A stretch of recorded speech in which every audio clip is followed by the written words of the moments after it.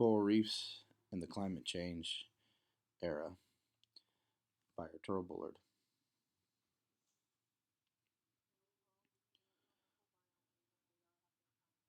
Coral reefs are a colorful biomes when they are in their prime.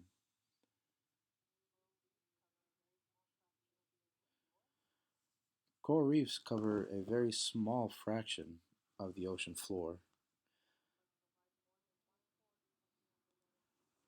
but provide more than one-fourth of the underwater ocean life.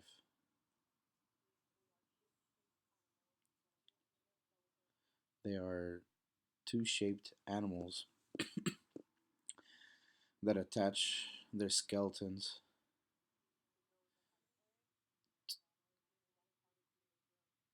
to those who have perished, and that is how the reefs grow.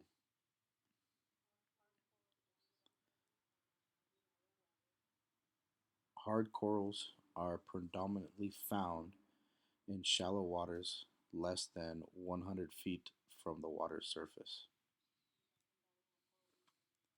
and that is what coral reefs are made of.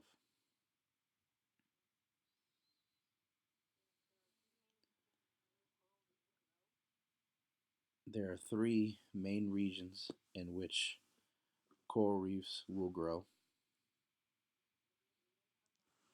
the Caribbean, Atlantic, the Pacific, and the Indian Ocean.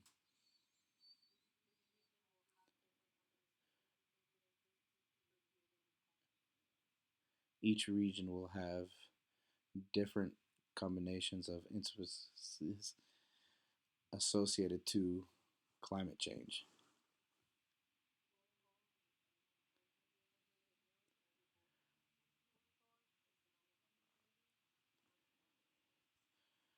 Coral reefs are essential for hundreds of millions of people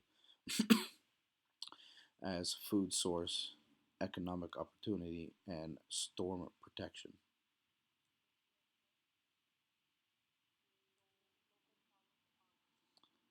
Some of the local problems for the coral reefs are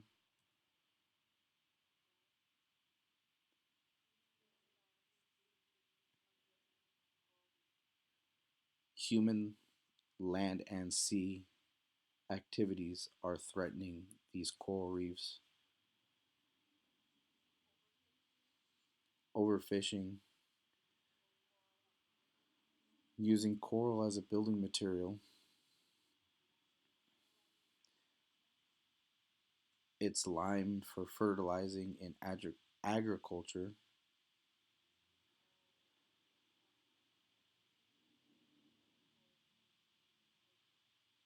or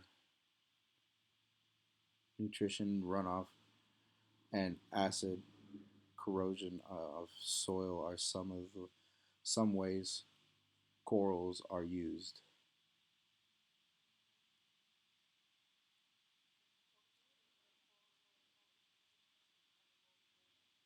Unfortunately, the coral triangle ecosystem are are the most threatened.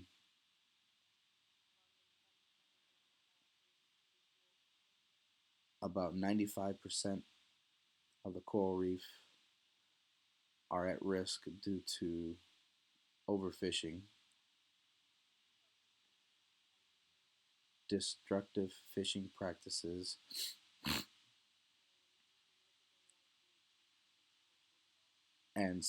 and significant land pollution and coastal development projects.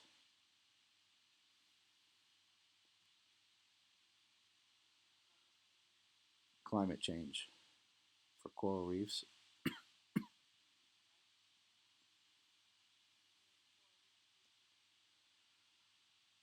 Coral bleaching,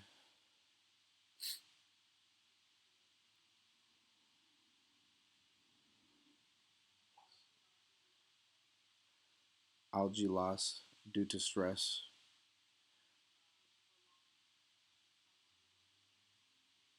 to prolonged high water temperatures,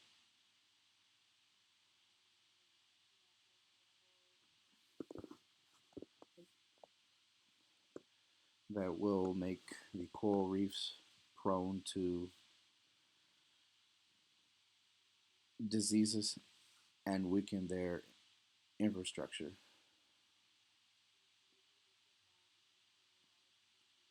It is predicted that the temperature will rise by 2 degrees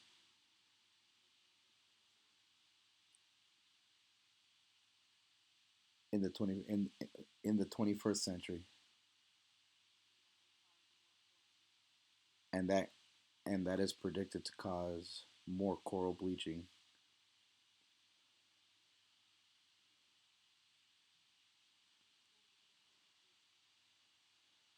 Ocean acidification.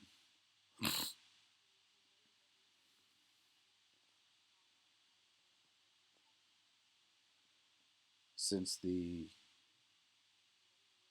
Industrial Revolution, we have increased how much carbon dioxide we have released into our atmosphere.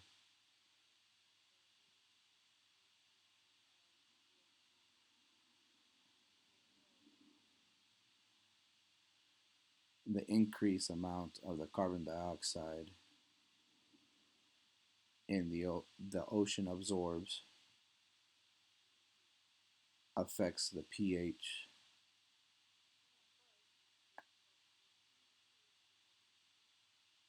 At first, the obstruction of the CO2 was affecting the greenhouse effect, but now it is changing the chemistry of our oceans.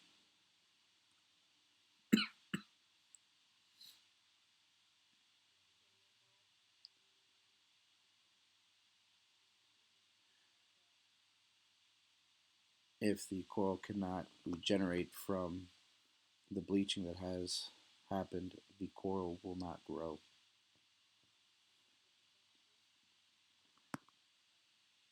It will make it defenseless to storm damage.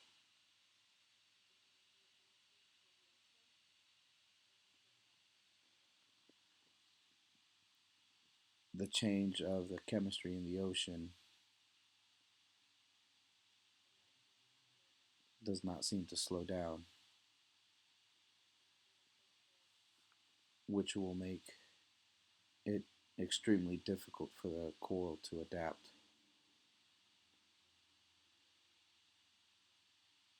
for the changes that it already has to go through.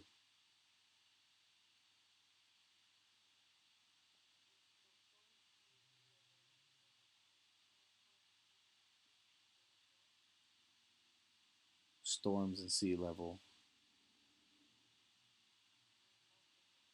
also affect the coral.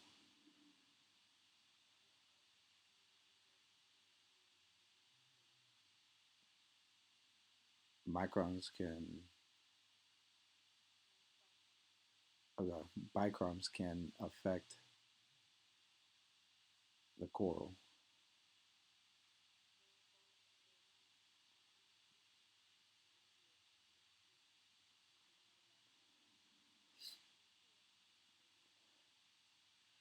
Corals are already affected by the bleaching and the ocean acidification, and that makes them more likely not able to survive if a cyclone hits.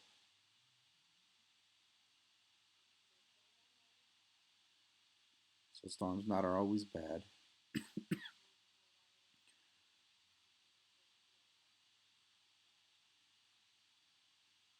More water helps the corals grow upward, but water clarity could also impact the ability of sunlight to pass through down to the corals.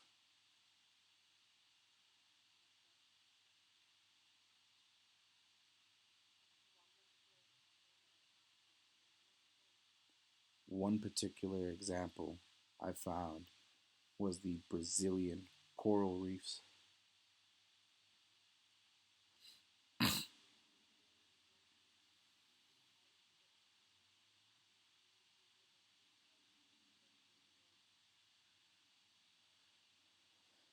The Brazilian coral reefs experience high sediment contamination due to river discharge and and coastal erosion. Contamination is periodical and that helps the corals adapt to regain strength and re-prepare.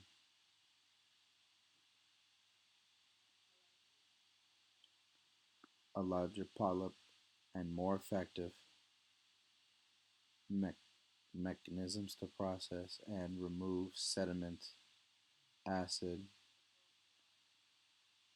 and to help the coral survival.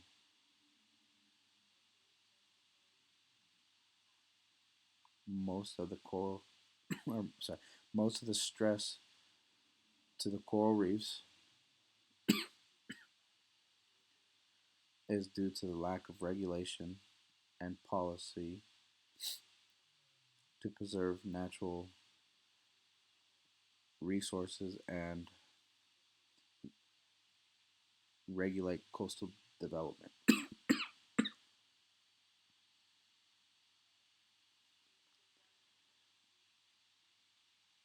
So here are some of the solutions that I found.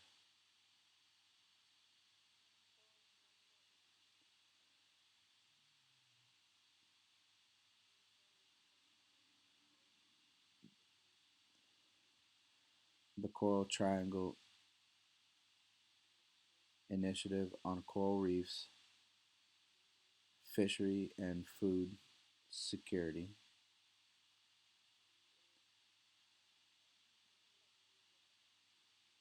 It is a team that teamed up with 6 countries, and they hope that they can help reduce poverty and pro-economically secure the food source that by also promoting biodiversity, conservation, and and protecting the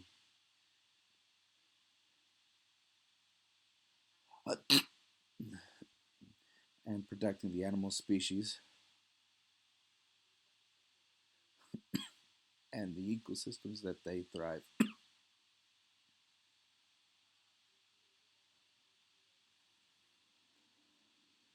Into in, implementing of measures to be used by coastal communities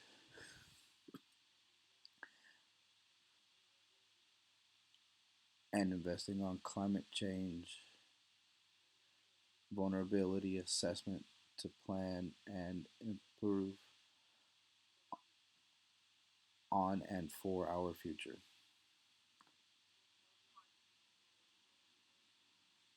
More projects like growing coral and activity,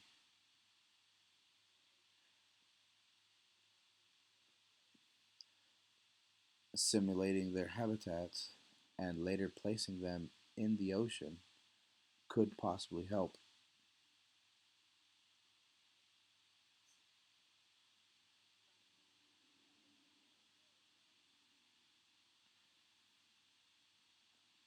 One thing that was done in Brazil was the creation of the first National Marine Park of Brazil.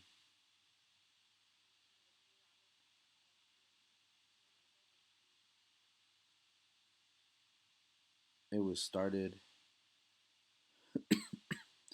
in 1983 to protect marine biodiv- biodiversity in the South Atlantic region.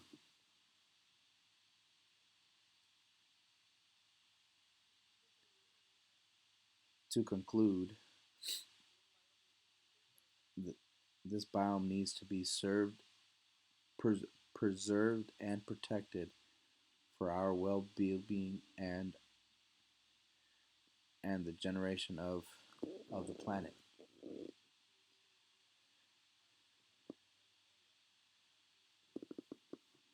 creating more marine parks and areas would help protect and heal the biodiversity that thrive in these biohabitats.